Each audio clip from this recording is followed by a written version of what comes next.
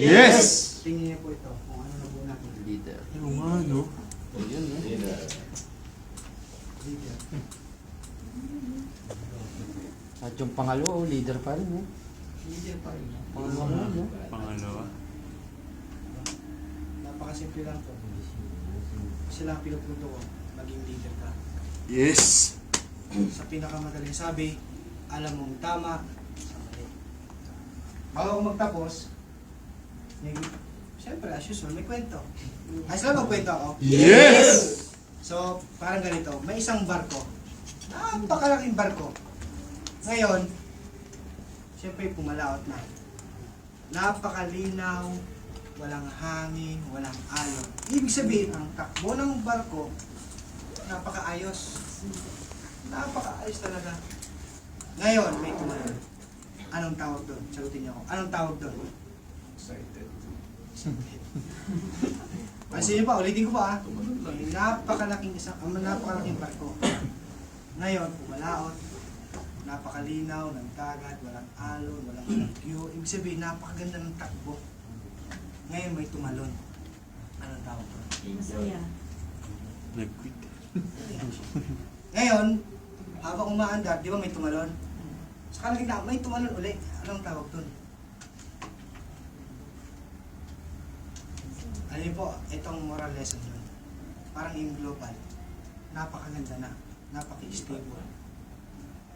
Napaka-stable lang yung global. Yung global maganda. Yes! Yung global hybrid. Yes! Magandang opportunity. Yes!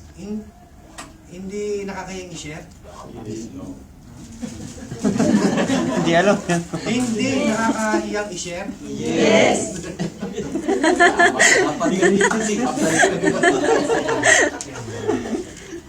So, di ba? So, kaya dapat proud ka. Kaya sabihin mo, proud ako Proud ako! na AIM Global member ako. AIM Global member ako! Kaya palakpakan yung mga sarili nyo.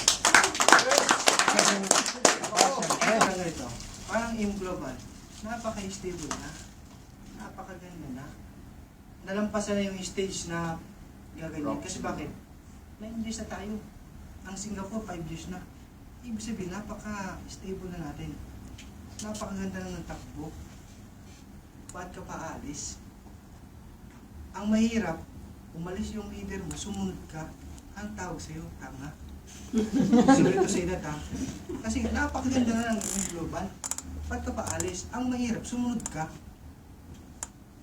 Alam mo, napakaganda ng yung global. Ba't ka pa alis? Ba't ka pa lilipas sa iba? Bakit ganito? Sumama ka sa akin kasi maganda dito, maganda kita. Ikaw naman, sama ng sama. Ibig sabihin, hindi ka dito. Ang leader, yes, upline. Tama? Yes. Pero dapat, pag mali na ang ginagawa ni upline, ikaw, marunong ka mag-analyze. Yan ang leader. Hindi yes ng yes. Diba? Tama. Dapat, kung alam mong ang upline mo may hindi na magandang ginagawa, dapat, huwag ka sundin. Hindi napakaluyan mo namang leader. Diba? Alam mo, diba? Bakit, pansinin mo, eto lang, bakit sila, malalaki ng kinikita, bakit pa sila maalis? Isa lang ang naisip ko. Wala silang masyadong training. Kasi bakit? Kumikita na sila eh. Ibig sabihin, hindi na sila titrain.